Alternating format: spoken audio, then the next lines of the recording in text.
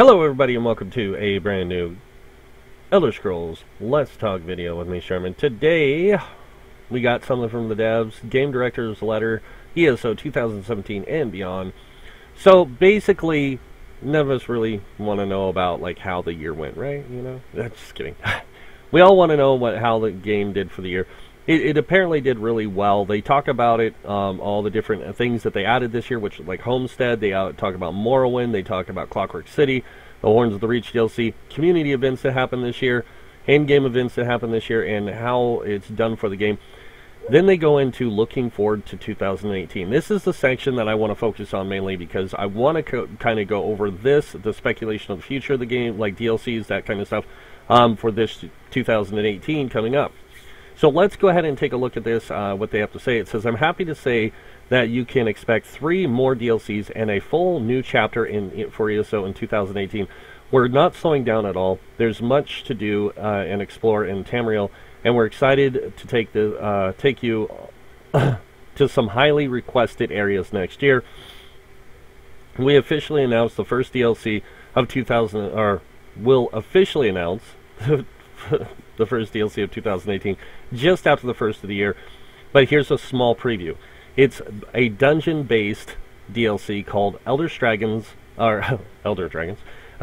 Online Dragon Bones.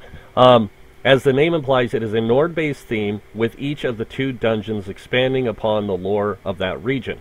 Coming with Dragon Bones is an update full of quality of life improvements and additions, including at least one long-awaited feature that everyone who cares about their character's appearance will love, and the Homestead storage items I talked about earlier, which I didn't mention. They do talk about new storage items coming to the game that allow you to be able to store items in your house, which is cool. We'll give more details on the update when it launches on PTS very early next year. It's not always about new content, of course. We'll be spending some time adding more improvements and fixing any outstanding issues and bugs. Stay tuned for the PTS patch notes for updates and those on those, and obviously keep your comments coming on the forums and elsewhere. We value your feedback and take it very seriously. And so I want to give you guys my thoughts on this and my opinions, because I think that a lot of the community don't realize what this means for us as players. We're getting 3 DLCs plus a chapter this year. That's a lot of content. And right here, I want to just kind of cover this right here. It says we'll give more details on this update when it launches on PTS very early next year. We all know how PTS works with this game. PTS has 4 weeks of stuff that we get to test for 4 weeks. Usually it goes 2 weeks of US, 2 weeks of Europe, and then a 5th week of extra testing. So 5 weeks in total. Now I want to show you guys this because I think it's important that you guys see this. Next month there is exactly almost enough time for them to get testing done to where we get the DLC either on the 5th or the 12th of next month. I'm going to say the 12th myself, because here's how I see next month working with this. We're going to get information on the DLC, not on Monday, not on Tuesday, maybe Wednesday or Thursday, and then of course one of these days they're going to announce that they're going to do a live stream on Friday. They don't want to put it off too much longer, because if they put it off too much longer, we'll be out of sync with the release of other DLCs from previous months, and they want to keep this cycle of every 3 months. They don't just want to, they have to, because they've already made it clear to the community that's how things are going to work. Now there's been a lot of things on the forums already where people are upset that they're not following the cycle like they did last year, where we got a free DLC, which was Homestead, which was a free update. Then we got a chapter release and 2 more DLCs. People are kind of upset about that. I can see why, but I also know why they're doing this. They have to keep money coming into the game in order to keep content like this coming into the game. So, because they have to pay their employees somehow. and no offense to those who subscribe, but a subscription doesn't cover everything.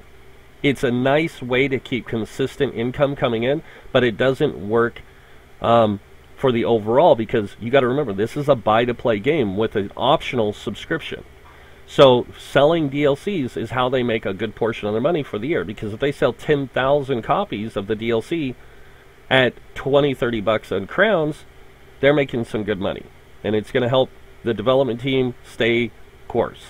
So now, onto the speculation of why I say it's going to drop this way is because they want to get those 5 weeks in of testing.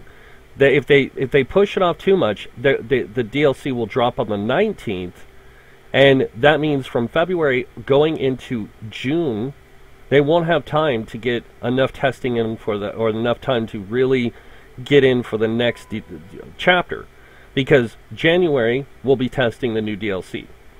They release in February, it gives them from February, which they 3-month cycle, remember this. So March, April, May, June. That'll be when the new chapter drops. It'll drop in June, and it'll drop sometime between the 4th, the 11th, 4th or 11th. Then we got 3 months after that, which is September, which it'll drop the next DLC somewhere around the 10th, and then we'll get the last DLC, of course, going back. We'll get the next one in September or August sometime, and then the last one will drop in November, like it did this year, and it'll drop on the 5th or the 12th. They want to keep a consistent release time, a release window, and they can't get enough testing in if they're kind of out of sync, and that's why I said this year's releases are going to fall on certain dates, because they want to get those out the 5th or the 12th. They want to get that DLC launched by that time. Otherwise, it won't be able to release the final DLC until December, and they don't want that. They want it to drop in November, so in February the following year, they can drop the next DLC. They want to keep consistency. So, now I'm going to go into some speculation about what Dragon Bones is about, because I do have to agree with a lot of other people that Dragon Bones is going to lead us into a Skyrim DLC launch. Now, I know you're thinking, a Skyrim DLC, what about the chapter? Well, the chapter we already know is going to be leading us into the Somerset Isles. And so we're going to get Somerset Isles as probably the chapter release, because they're not going to make it a DLC release. That would be really kind of stupid. It would be better to make that a chapter release. But I can see them taking us into a Skyrim release, because one of the things that a lot of people have been asking for since launch of the game, literally, has been the extension of the Skyrim area. I know a lot of people want to see Black Marsh, a lot of people want to see elsewhere. I want to see those areas really badly. In fact, I really wish they would do that. But I'm going to say this. So we're going to get our DLC, Dungeon DLC, the first of the year. That's going to lead, along with Horns of the Reach story, the Dragon Bones story, is going to lead to a release of a DLC in Skyrim. And they're going to release that DLC. It's going to be the second DLC release of the year. We're going to get Dungeon DLC, Dragon Bones, the Somerset Isles chapter release, then a Skyrim type release. And the reason I say that is because if they release it around the time that I'm suggesting, it's going to drop around the same time as the release date of Skyrim was released in 2011, which was September 11th, I believe it was. They want to get it as close to that date as possible, so that way it's kind of like an anniversary thing. And it will give the community some Skyrim content. I know a lot of people don't like the Ebonheart Pact, they don't like the Skyrim, that kind of thing. But Skyrim was a great game. We already got Morrowind, we already have Oblivion stuff because we have Cyrodiil. What we don't have is the Skyrim stuff. And that's something people want to see, is Skyrim in this. And I think Dragon Bones is going to lead up to a release of that DLC.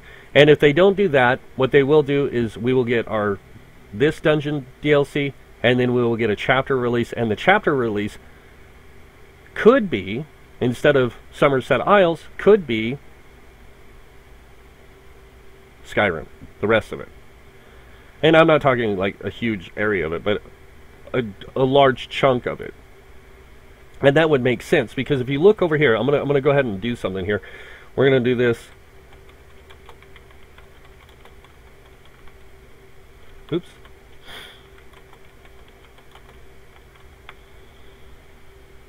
And we're going to open up this map right here. This is the map we have in game right now. This is the DLCs where they're located, or the release of content and where they're located. You can see here we got Hughesbane, we got the Gold Coast, we got Vardenfell.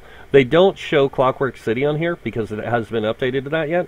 But it would be interesting to see a DLC that encompassed the Skyrim stuff, because that's something that's missing right now. We don't have the Skyrim stuff. I would love to see a Black Marsh location. I would love to see the Elsewhere added to the game, but unfortunately we're probably honestly not going to see that. We're just not. And if we did, it would be way down the line. And I won't say way down the line, because it would make a good release for next year to have the chapter take us to Elsewhere or to take us into the Black Marsh, because that's something that a lot of people have been asking for. But when it comes to like just extension of the land, a lot of people have been asking for the extension into Skyrim, and it makes sense to add that with one of the DLCs this year. The next DLC after that, though, will be like the Clockwork City was to Vardenfell.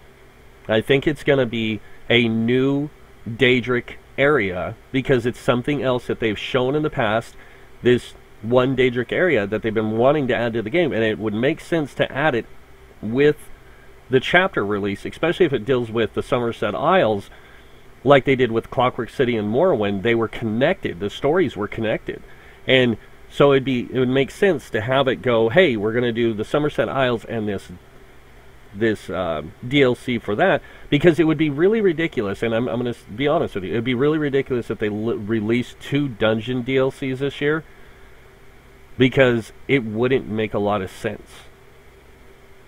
The dungeon DLCs releasing 1 a year is a good release pattern, because it gives people the chapter release, which most likely will come with a new raid anyways. So we're going to get this dungeon release, we're going to get this new area with this new raid, and then we're going to get a new zone that might have a new raid in it, or it might have something else in it, like, you know, like a Dragonstar Arena type thing, or it could even be like a dragon arena in the Skyrim thing, where we go and fight a dragon, and then in the next one they can do a new raid or something, because they do want to expand the raids probably a little bit more than they want to expand dungeons. We already have a lot of dungeons in the game. We don't have a lot of raids or trials, and it would be a good way to expand on that. Now, I don't agree with them adding more raids type stuff. I would like to see more stuff like Maelstrom Arena, Dragonstar Arena, you know, small group challenging content than just 12-man group content. I would love to see more 4-man challenging group content besides dungeons, because 4-man, you know, dungeons are great, but like Maelstrom Arena and Dragonstar Arena are like, Maelstrom Arena is like a single player trial, where Dragonstar Arena is like a 4-man trial. And it would be really cool to see more of that added to the game, to give players that kind of more challenging, difficult content, and it would give them a new way to add new weapon sets to the game, besides us just having the master weapons, the Maelstrom weapons, and then the Asylum weapons. It would give them a new way to add new sets to those, plus other new sets. Because you got to remember, this dungeon DLC is going to come with 6 new gear sets. 2 light sets, 2 medium sets, 2 heavy sets. And then on top of that, probably motifs down the road to correspond with those sets. And depending on how these sets work, like what set bonuses they give and stuff like that, these sets could be really great sets for future builds and stuff. And then the chapter is going to release 9 sets, because it's going to drop 3 world drop sets, 3 crafted sets, and then 3 sets for whatever else is being added with it, whether it be a raid or a dungeon or whatever. We could see a lot more of that. And you got to remember, any sets that drop in the open world or can be crafted, you can give to your friends who don't have the chapter or DLC. So there's a lot more options coming into the game, and if they do 2 dungeon DLCs this year, it's gonna kind of throw things out of whack, because it's gonna make 12 sets unavailable to those who don't buy the DLCs. And they don't want to do that. They want to make a lot of stuff available to the community. So having 2 world DLCs is going to be a better option. So that's what I see speculating for the future, is that kind of a release, and I really hope that's what we do see. I'm super excited for this DLC, because I do want to get into some of the Nord lore and history and stuff a little bit more than what we got from Skyrim, because Skyrim is 1,500, something like that, years from this game. So it's like way off in the future. So it's kind of, we kind of need something that bridges that gap, but we also need to know more about the ancient lore of the Nords, and like how they came from the north, from the lands to the north, which we don't see in the map, but they come from another continent to the north, or, well, they originally came from here and went there and then came back. And I'd like to see more on that. I would also like to see more on the, what they were called, Ice Elves. I'd like to see more lore on that, so we get more ideas of what happened to them, that kind of thing. This might even lead into that. This could even lead into the Dragonborn storyline, which again now makes sense, because we have this new chapter coming, and this new chapter, if it is set in Somerset, it'll make sense. But if it's set in Skyrim, it'll make more sense, because it would be something that they could do to where they can add a new class that could be related to the Dragonborn, but not quite.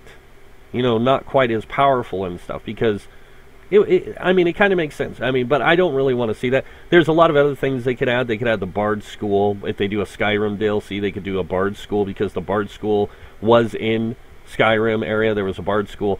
They could add that Mages Guild stuff there, and add a new like mage skill line, which would be or a new like magic based class, which would be kind of cool. But also have it have some stamina format to it, very much like the sorcerer. They could add a new weapon skill line. But there's a lot of options that they have that they could do throughout this year, and a lot of the stuff I just said, remember, is speculation. None of it is factual, not unless it happens. So, but that's what I see for the future, and I'm really excited for that. So yeah, and I do want to say this: thanks to the devs for a great year. It's been an awesome year. Morrowind was fantastic. I had a lot of fun with Morrowind. I had a lot of fun with the dungeon, the Horns of the Reach, even though I don't really play them much anymore. And I had a blast with Clockwork City. Just amazing content. And I'm super excited to see where this next year goes and what we're gonna get from it. So, yeah, can't wait to see the patch notes. Though that's what I'm most excited for, is the patch notes and what they're gonna be doing with the game and what kind of changes they're gonna make, stuff like that. It's gonna be cool. So, yeah, it's gonna be pretty cool. I can't wait. And thank you, devs, for the great year. It's been awesome. I do want to give a few shout outs to a few other things, to other people. First, to the community who's helped me grow my channel. Thank you guys. It's really good to know that there's people that do like my content. They like what I talk about. They like that I don't follow the standard. I kind of branch off and do my own thing, and I'm really respectful to you guys for following me and sticking with me and helping my channel grow. It's been awesome. It's been an awesome year for me. So I have an announcement to make because of that. If you guys don't know, I quit what I did normally in my real life for work last year. I said I wasn't going to go back to doing it because I like working for myself. And YouTube's been a great way for me to do that. And so I get to announce now that from this date forward, thanks to you guys, I'm actually doing this full time. Like literally, this is what I do Monday through Friday. I've done it this way for the last 3 months, but I wanted to like let you guys know that it is definitive. This is what I'm going to be doing from here on out, thanks to you guys. So, thank you very much. You guys can't see this. I'm like bowing to let you guys know. Thank you. And this leads up to my next thing, which is like my future with my channel. I'm not going to always be doing Elder Scrolls, guys. And not because I don't want to. It's because I know that there's other games out there that people want to see information on. And so I am going to be branching out to other games as time goes on. Like, I'm probably going to try out Crowfall when it comes. I'll probably try out maybe Ashes of Creation. It looks good, but it just doesn't seem like it's going to be my type of game, to be honest. I mean, I like the idea, but I don't like the idea, if you get what I'm saying. It looks like a good game, but I don't know. I can't wait for Anthem. I really want to do some content on Anthem, because Anthem looks amazing. But yeah, I'm super excited for this next year. It's going to be great to be able to reach out. But I am going to be mainly focusing on Elder Scrolls content, mainly from here from until it gets shut down, probably. Because this is where I cut my teeth. This is where I really cut my teeth into the YouTube scene and got my channel going. And it's because of you guys. And again, thank you.